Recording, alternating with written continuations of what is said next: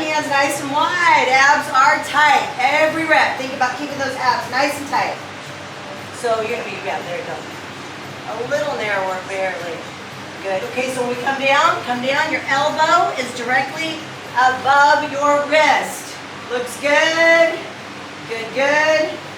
Okay, good. We're going to bust out 10. Breathe in. Blow out. Squeeze. Think about squeezing those muscle fibers. You should be on 3, 4. Keep the abs tight. Breathe in and blow out. That's 5. Big breath in. Blow out. Squeeze. 6. And squeeze it tight. 7. 8. Breathe in. Blow out. Okay, one more big one. Now we're going to come down slow. Slow. Slow. Slow. Stay low. Little ones right there. Go. 1, 2, 3, 4. Keep going. 5, 6. You look good. Stay strong. 7, 8, 9. Down and hold. Hold. Hold. Hold and up. Press. Squeeze those muscles together. Rest.